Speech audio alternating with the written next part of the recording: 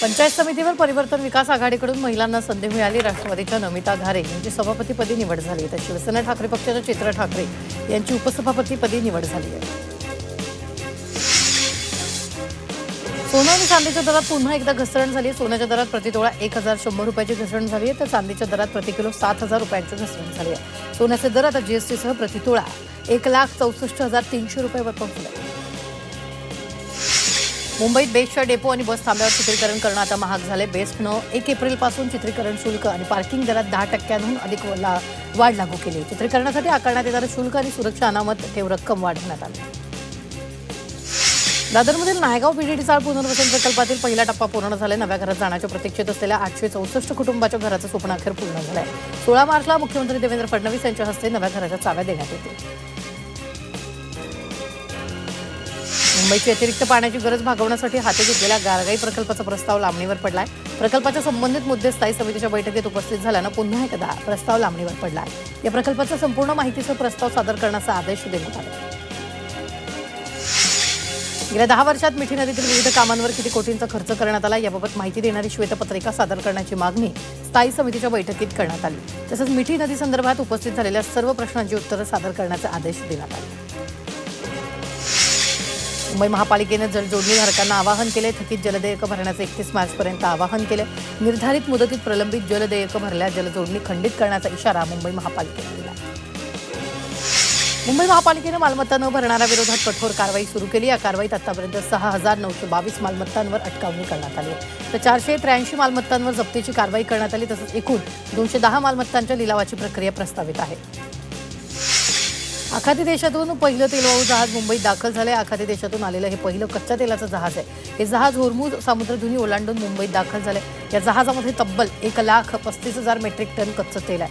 माहुल येथील रिफायनरीमध्ये या कच्च्या तेलाचा पुरवठा करण्यात येतो. गोरेगावच्या सिद्धार्थनगरमधील पत्राच्या येथील भाडेकरूंच्या स्थायी पर्यायी निवासी संबंधित करारांमुळे राज्याच्या तिजोरीवर आतापर्यंत सुमारे 18 कोटी रुपयांचा भार पडल्याकडे लक्ष वेधलंय. मुंबई उच्च न्यायालयानं त्याबाबत चिंता व्यक्त केली असून सार्वजनिक तिजोरीवरील अशा प्रकारचा भार थांबला पाहिजे अशी टिप्पणी सुद्धा करण्यात आली आहे. उल्हासनगरच्या महापौर अश्विनी निकम यांनी राजीव गांधी उद्यानाची अचानक पाहणी केली. या पाहणी दरम्यान उद्यानात काही गर्दुल्ले दारू पिताना आढळून आले. महापौरांना उद्यानातच बघतात संबंधित मद्यपिनी सामान तिथं सोडून घटनास्थळावरून पळ काढला. अंबरनाथ शहरातील रासायनिक कंपन्यांचं फायर आणि सेफ्टी ऑडिट करून त्याचा अहवाल सादर करण्याचे आदेश मंत्री उदय सामंतांनी दिले. 2 दिवसांपूर्वी एका कंपनीला आग लागली होती. त्याची पाहणी करत असताना सामंतांनी ऑडिटचे आदेश दिले.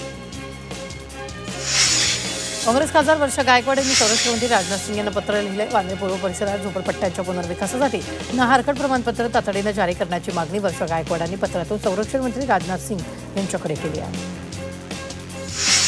भारताचा संघाचा फलंदाज श्रेयस अय्यर आणि रणजीपटू सिद्धेश लाडनं दादरमधील शिवाजी पार्क जिमखानाला भेट दिली.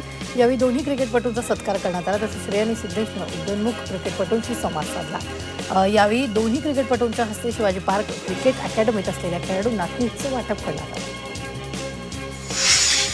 टिटवाळ्यातील विठ्ठल रुक्मिणी मंदिरात तुकाराम बीज आणि एकनाथ षष्ठीनिमित्त अखंड हरिनाम सप्ताहाचं आयोजन करण्यात आलं होतं. प्रवचन, हरिपाठ, भजन, कीर्तन अशा विविध धार्मिक कार्यक्रमांचं आयोजन करण्यात आलं. बेस्ट बसनं मुंबई महापालिकेकडे 3,000 कोटींच्या अनुदानाची मागणी केली. आर्थिक तोट्यात असणाऱ्या बेस्ट उपक्रमाला तारण्यासाठी समितीनं हा निर्णय घेतला. नवी मुंबईत काँग्रेसनं गॅस दरवाढी विरोधात आंदोलन केलेलं आहे तर काँग्रेसनं वाशीतील छत्रपती शिवाजी महाराज चौकात निषेध आंदोलन केलं. यावेळी काँग्रेसनं सिलेंडरची प्रतिकात्मक अंत्ययात्रा काढत निषेध व्यक्त केला. तसंच केंद्र सरकारनं तात्काळ गॅस दरवाढ मागे घेण्याची मागणी काँग्रेसने केली.